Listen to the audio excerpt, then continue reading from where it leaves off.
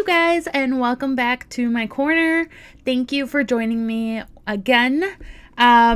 First of all, I just want to say thank you guys. Obviously, I am new to this whole podcasting, so I did have a little bit of recording issues, so this is take 2.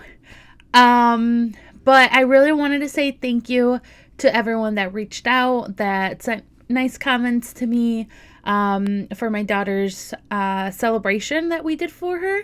I truly, really appreciate it, and just took some time to be with my husband and family and just really remember her and talk to her and just take some time for myself to be with my feelings and, you know, just do some self-healing during that time. So again, thank you, and let's get started.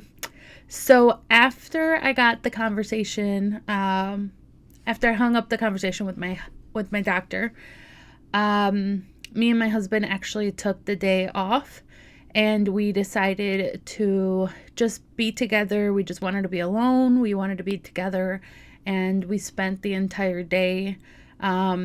We went out to a coffee shop. We didn't really feel like being home after we got the news, but we also didn't want to be with anyone. So like I said, we went to a coffee shop, we went to the park, and that day just was really, really high and really low at the same time. So sometimes we'd be crying. Other times we were angry, we would feel sad, and then, we'd talk about like whether we want what the next steps were. Just really trying to put everything into perspective, into reality, like of what was going on. And it was definitely shocking and surprising for us. So as you can imagine, we just took some time. Thankfully, I have really good work that also gave me some time to be home, to just be with myself and, really process everything that was going on. So I did get some time off as well. And so that's what I did. I remember one of the days, sometimes it's really hard when you're going through this and to see everyone else getting to enjoy what you had at this point. So it was really hard for me to accept it, not necessarily mad with anyone around me, but I think I got more upset with God and just really questioned, like, why did this happen? Why me? Like, you would see all these pregnant people during that time, and it was just like, nobody was going through a miscarriage. Nobody was going through infertility that I knew of. Like, why were we? It felt like we were singled out at that time, and we didn't understand why that was happening to us. So you do get a little bit of anger and, resentment I had with him, and I was just questioning him, and like, I just couldn't understand why this was happening to us. And before all of this happened, I remember I would pray, and I would tell him, like, I would 10 times rather have gone through the infertility, never having a kid, like never getting pregnant, which I know is selfish now, but at the time, that's just how I felt.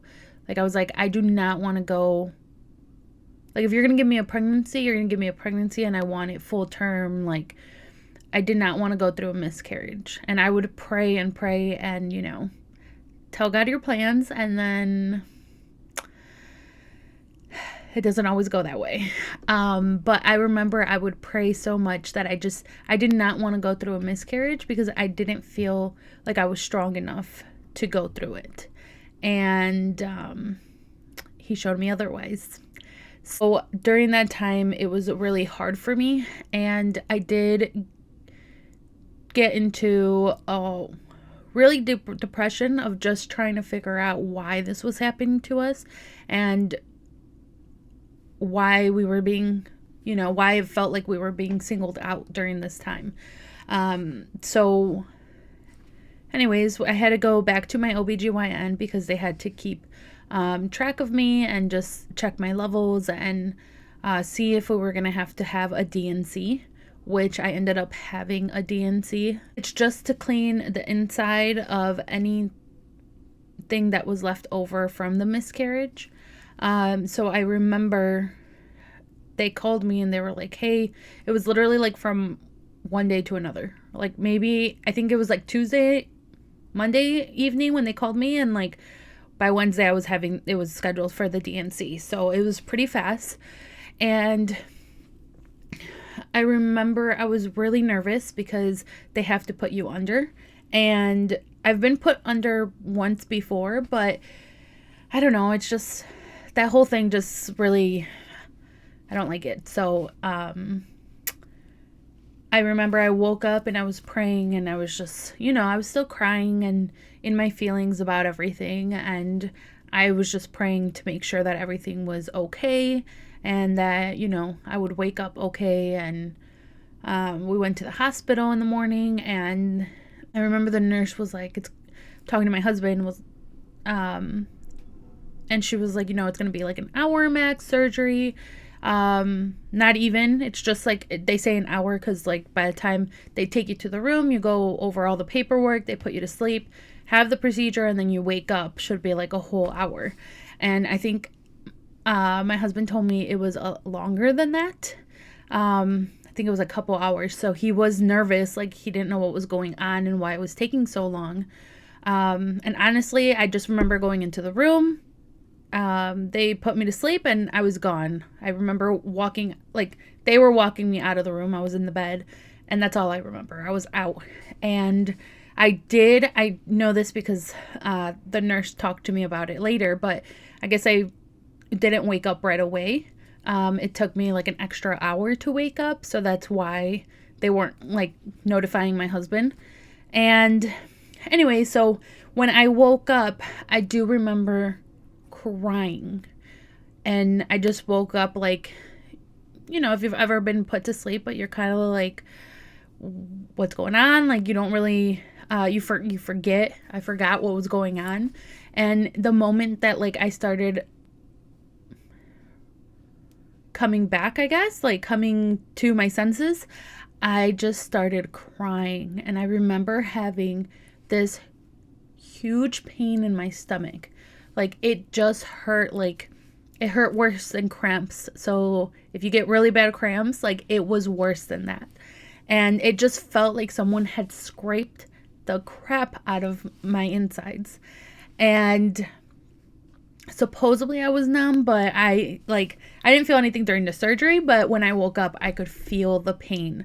And I just remember getting into a fetal position in the bed, like as much as I could, and I just held my stomach, and I cried and I cried and I cried, because I realized at that moment that she no longer was with me.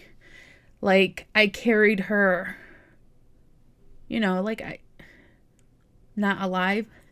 And the moment that I woke up and I realized like they had taken everything out of me was just a lot to handle on top of everything that was going on. And I remember just hugging my stomach and just crying. And obviously the pain hurt really bad too. And it was just everything. Like I remember I couldn't even get up. Like I couldn't move. Like my arm wouldn't move. Like you're a little paralyzed, like coming back. And I remember the nurse coming and she was like, do you want some crackers? Do you want something to drink? And like I nodded with my head, because I also, the only 2 times I've been put under, I wake up and I feel really nauseous, and I just need something like a cracker or a piece of something inside of me. And I remember she came and gave it to me, and like I was trying to get my hand to move, and the nurse I had wasn't the best. You can't always, you never know who you're gonna get. And I remember I couldn't even like lift my hand to like open the can that she gave me or the crackers, and I was crying, and I just grabbed the cracker and yeah, the cracker, and I like spilled it all over me, or like when I was biting it because I couldn't hold it right, and I was crying. And then I went to go get the drink to drink some, and I like spilled it all over me, and it was just really hard. And I just remember crying so much, and I kept asking for my husband, and it took them forever to bring him back. Like, I asked for him probably 3 or 4 times, and she wanted me to change, but when I tell you I couldn't move, like, I was just so nauseous and like dizzy, and I just couldn't move, and like she wasn't comprehending. And again, she wasn't the nicest, and I get it. We don't all have the best days all the time, but when I saw my husband, I remember him just hugging me, and I was hugging him crying, and I told him like like she's not with me anymore, like she's not inside anymore. And he just hugged me. Like, there's really no words in that moment that you can say to someone. And he helped me get dressed. We came home, and it was just, they say you can go back to work. I don't know how people go back to work, because that was the most difficult thing I've done. And it hurt so bad, like so bad. And I stayed in bed for a few days and couldn't get up. Like, it hurt. Like, when you were walking, every time I would get up, like, it just hurt so bad. And they gave me pain medications, but you could still feel everything. Anytime that pain medication wore off, like, your stomach just hurt. And I don't know how to describe it other than like cramp pains. Like, if you have bad cramp pains, at times like 10, because it just hurts so much. So anyways, after that I had to go to my OBGYN, and the pain only lasted for a few days, but I had to go back so they could check me and check, my levels, make sure they were coming down, and they weren't. Because of everything. And it's really hard just because it's something that I've had a lot of difficulty with. But because of all the medications, because of the pregnancy, it took my body a total of 10 months to realize that I was no longer pregnant. And that's not a common thing that happens. So when I would go to my OBGYN, that she would check my levels, they weren't coming down. And then she would wait, like, let's try it next month. Let's try, like, in a couple weeks. And every time my levels kept getting higher and higher, I kept gaining weight. I had pregnancy symptoms, and that just really messes with you when you are no longer pregnant. So even though I had no baby and I wasn't carrying anymore, the part of my brain, of the woman's brain that tells your body, like, hey, we got to get ready for this baby, that was still going. And I was gaining weight. My stomach was getting bigger. My boobs were getting bigger. They were hurting. I had mood swings. I had cravings. I had a lot of swelling. And it just wouldn't go away. So for 10 months, I was pregnant. Like, my brain thought I was pregnant, even though I wasn't carrying the baby. So to give you a perspective of how much how much this affected my body. When I first got pregnant, I had lost a lot of weight. And I was at about 170 pounds. Into month 4 of everything, my body was at 225. And I got all the way up to between 250 and 260 by the end of the 10 months. So I got really big. And, this is a big reason as to why I wanted to do this, because I want to also let people know, like, you shouldn't comment or say things to people without knowing the full story. Like, this wasn't something I was trying to share with the world because I was still trying to process it as I was going through it. And, I had a lot of comments of, you're getting so fat, you're getting so big, like you need to work out, you need to do this, and not knowing that I had gone through a miscarriage. And, my body at that point was still thinking that it was pregnant, that it was supposed to be growing this baby that no longer was inside me. And like I said, it took my body 10 months to like get the switch. But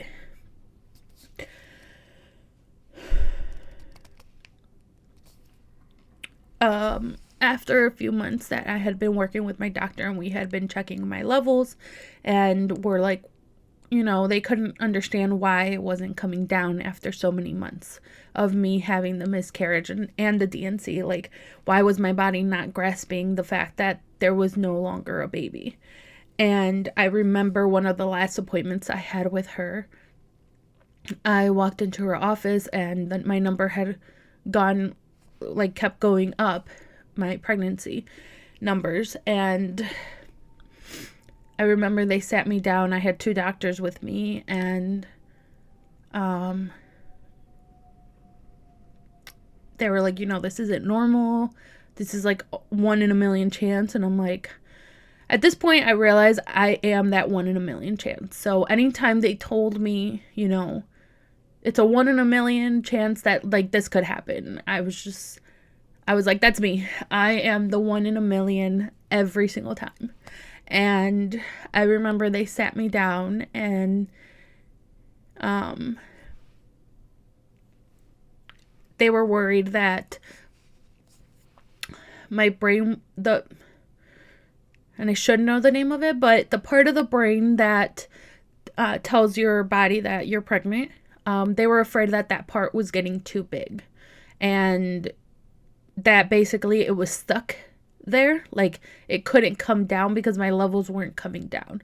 So they were afraid that I was gonna need brain surgery. And when they told me that, like, I knew it was serious when I had 2 doctors in the room, but when they told me like we potentially would have to give you brain surgery, I froze. And I was like, what do you mean brain surgery? And, they explained everything to me about, that part is just not coming down how they would like, and it's not normal.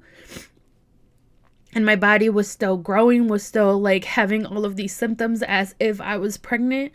And they were like, again, this is like a 1 in a million chance. And I was like, I am that 1 in a million. And to be told, like, I understand why they told me and why they said it, but I was terrified because I was like, brain surgery is a lot. Like, that is a huge deal. And I was just so surprised. And I was like, and I remember praying because I was like, everything that the doctors had told me of like, it's a 1 in a million chance, every single time I had it. So this was not going to surprise me. I was like, I'm gonna need brain surgery. Like, I was mentally preparing myself. And I remember coming home and talking to my husband, and I was like, I'm gonna need brain surgery. And like, it had already been 10 months of suffering, the miscarriage suffering, the infertility process, and struggling with my body because, it would just get really bad. The symptoms, the bloating, like I didn't even fit in my clothes anymore.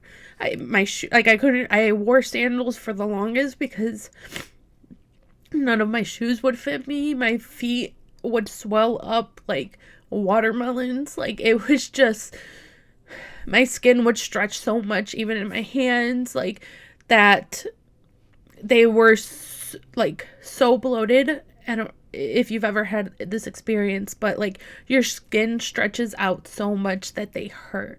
Like, you feel like you can't stretch anymore. And that was everywhere. Like, I just felt bloated everywhere. And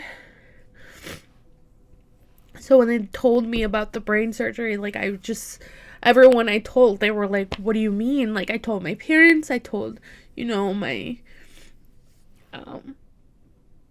mis suegros, and it was just like, I was like, I just needed everyone to pray for me, because I was like, I just didn't want to have the brain surgery. And, I did as much as I could, because I was still on, not necessarily bed rest, but there was a lot of things that restriction, I think that's what it is.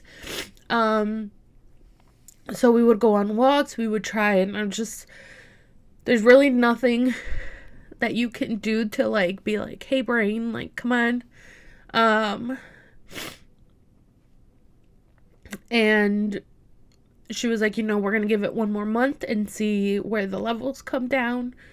And, they explained to me how to do, like, not how they were, like, the procedure, but, like, what would happen if I would need the brain surgery, and, get with my insurance to make sure it was going to cover.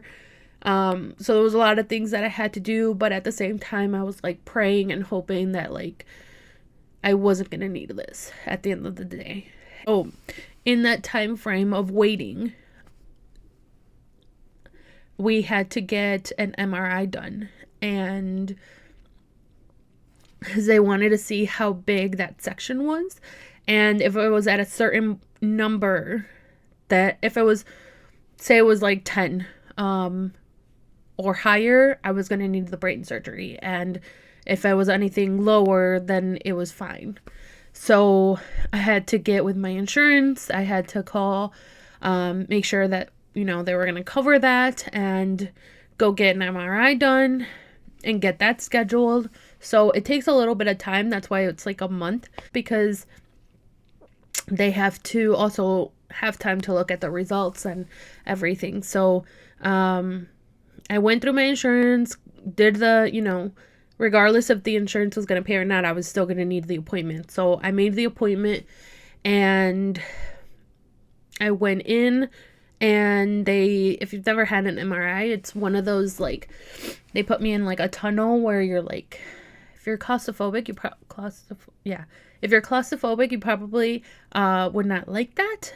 But they put you in, like, a tunnel, you're laying down, and they just squeeze you in, and literally I was, like, compacted, like, super tight, and I wasn't allowed to move,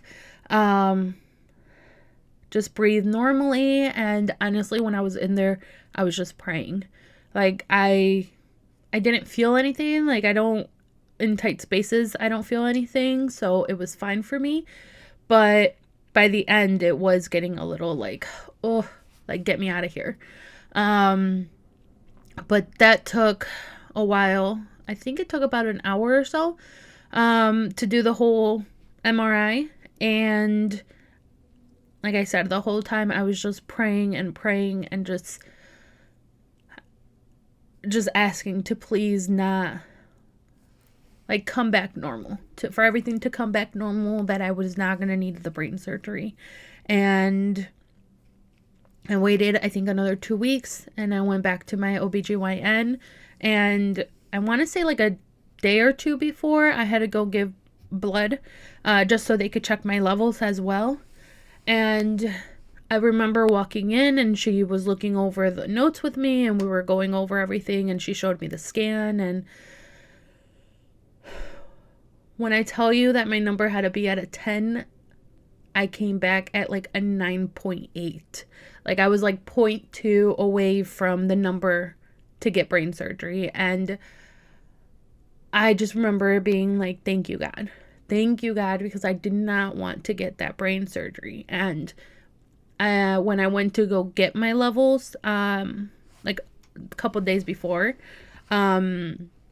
they had come back lower than when they were.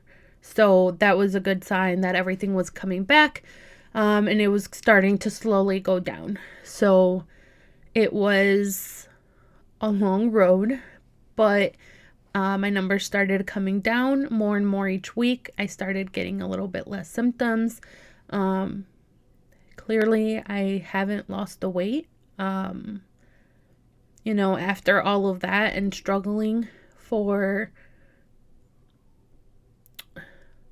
over 10 months of my brain thinking it was pregnant to like knowing I'm not pregnant, like it just, my mental state was not the best. And there was a lot on my body that just, like, that's why I fell in such a deep depression, because of all of this and because of all my symptoms. And it was just hard. I also got a lot of side effects from the medicine, which I knew it was a chance and I should have known, but I got a lot of side effects that really messed me up as well.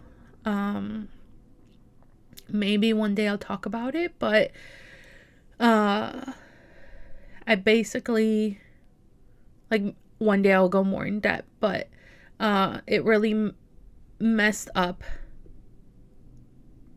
my thinking of myself and the way I portrayed myself. And it's something that to this day I still battle with, and that is cysts. So I get cysts on my body, which, they're painful, they hurt. And it's something that I have to deal with now. And there's not really, there's nothing I can do to have them go away. I will basically always have them now. And yeah, there was just a lot that the medication did to my body that is irreversible now. And just something that I have to deal with now. So with all of that, I know a lot of that I had never shared before, even with my closest people, that I went through with everything. But it was 2 years. It's been 2 years, and it took me this long to even be able to talk about it. It still obviously affects me, and I think about it all the time. But I did want to give an update of where we are right now and what we have decided, what path we have decided to go on in the future. So currently, we have decided that we will no longer be going to doctors. IVF, IUI, none of that is in the future for us right now. I'm not going to say never, but I just don't see it in my future. And that's something that I chose. My husband has always supported me and has always said, whatever you want to do, that is okay. And with everything, I just don't see myself going back. It took so much of me, and I'm still struggling with a lot of what the medication did to me, like the miscarriage, the trauma that all of that brought me, the depression, just everything that, it's honestly terrifying. And it's something that I don't think I could put myself through again. So right now, we are choosing not to go back to a doctor. Like I said, I'll never say never, but that is currently what our choice has been, is to not move forward. So with that, I have come to an understanding that my future might not have kids, and learning to live with that, learning to be okay with that, learning to accept what my faith is. And it has nothing to do with my actual faith in believing in God and believing that He can do miracles. If He wants to give us a child and give us that miracle, we are more than happy and we accept it. But I am just not willing to go to doctors and go through that whole thing all over again. I can't do it myself. Like, I can't do it for me. So right now we are learning to just live for us and learn who I am, what I want out of my life, and where the future is going to take us. I do believe that God can do miracles, and that will never stop Him. And and I do pray, I still pray, that He gives us a baby, and or also to help me understand and help me heal and accept His will, if that's not in the cards for us for the future as well. And that's just where we're at right now. We're learning to love each other in this new way. For a long time, we were on a doctor schedule of when we could bake cookies, when we couldn't bake cookies, medications, this and that. And, we're just having fun. We're just enjoying life, the two of us, and seeing what the future could be, just me and my husband, and to learn to be okay with that. And honestly, that's a reason why I decided to do this podcast, because just like I want to help other women and I want to talk about certain topics that maybe aren't talked about, I also need help. I also want to talk to that woman that wanted to be a mom, that dreamt of being a mom, and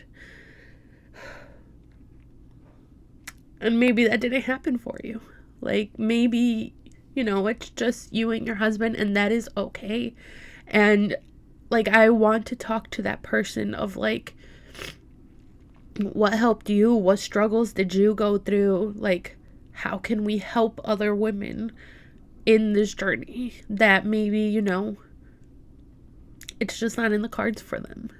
And I know a lot of people told me, it's just a baby, it's just relax and, it'll happen. But I'm being realistic in the fact that I know scientifically it's not possible for me and my husband to get pregnant naturally. With God's help and a miracle, yes, I 100% believe it. Realistically, with our medical conditions, I know it's not possible. And I know that the only way I'm going to get pregnant is if I go see doctors. So by choosing not to go see them, I am also choosing, like, I know what that path will look like for me.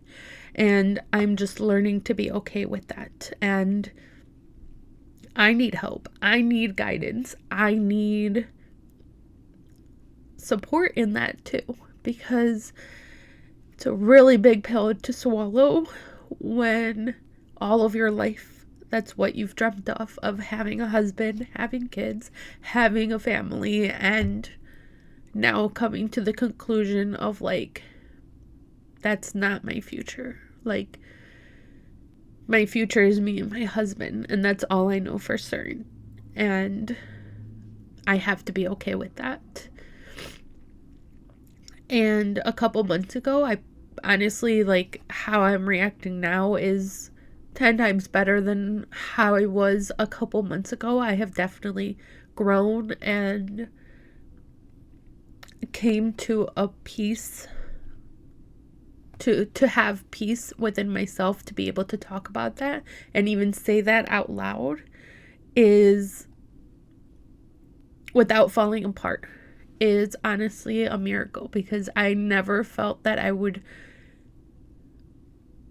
be able to talk about that and say that out loud to anyone. And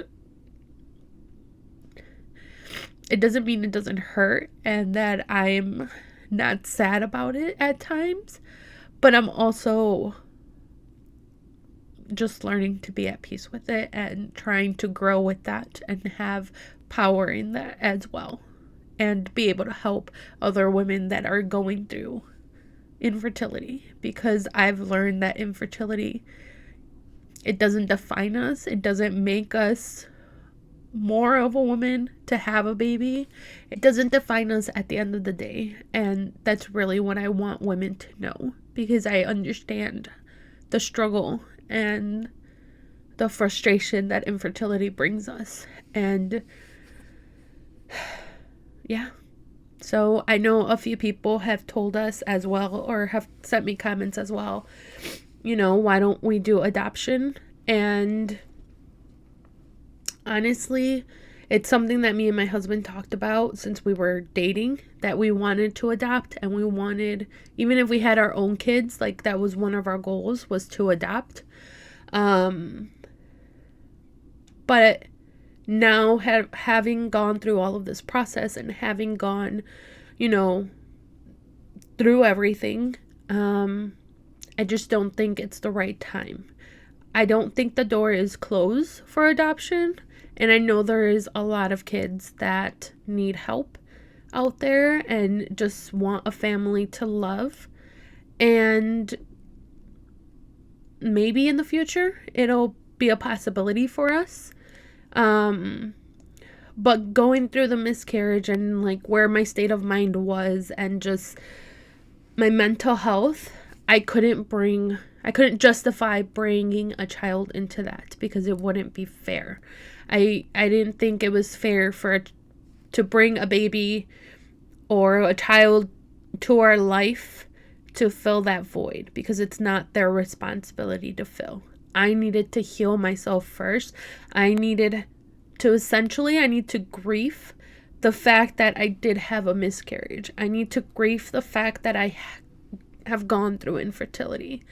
I am grieving the fact that I might not be pregnant ever, that I won't be able to carry my own kids, that I won't be able to give my husband kids of our own, like me and him. I need to grieve a lot of things before I feel like I'm ready to take that next step. And I also need to work on myself, work on my marriage, work on my mental state, my growth, overall, and be in a good state of mind. Because if I bring this child, not that I don't think I'll have trouble loving this child or accepting him or her as my own. I just want to make sure I can give that child the best home for them. And right now, I just don't feel like that is necessarily the fact. That's not something that I'm able to provide for them, especially a year ago. That wasn't where my state of mind was at. And like I said, I'm not going to say never, because I do think that door is open, and it is something that recently me and my husband have talked about. And I'm just praying on it, to be honest. I'm just praying and seeing if that's what God wants out of our life. I don't know. Just leaving it up to God's hands at this point. Whatever the future is, if it's just me and my husband, if it's just having a miracle and having our own baby or adoption. Like, I don't know what the future is. But I just ask for peace, and I ask for understanding and just guidance overall through this whole journey. And yeah, I mean, I love hearing all of your guys' stories. I love hearing if you adopted. Let me know, how it went for you, how you came to want to adopt. Like, that would be even, I don't think I know anyone that's been adopted either. So that would be something cool to talk to somebody about and just get more information about. We've done our own little research on it. And like I said, it's definitely it's not something that I'm not opposed to, but I just don't know a lot of information about it. So yeah, leave me your comments. And thank you for being so understanding that I had a little mishap this week, and I deleted my original, so this is episode 2 of this one, but it's okay. I just had to record it. But thanks again for being patient, and thank you guys. Just thanks for listening to me, and thanks for watching this. It really means a lot, and it's definitely helping me to just talk about it and share it with you guys. I hope I could give you guys a little bit of insight and continue to give you guys some insights. If there's anything that you guys would like me to talk about, or, share it with some friends that maybe are going through this, or if you're going through this, like, reach out. I love talking to people that are going through the same thing I'm going through. It makes me feel like I'm not alone, and that this journey is something that a lot of people are going through in their own way. I know every story is different, but I just want everyone to know that I'm here for them. I want you to know that no matter what it is that you're going through, you'll always have a friend in me, and you just have to reach out and talk to me.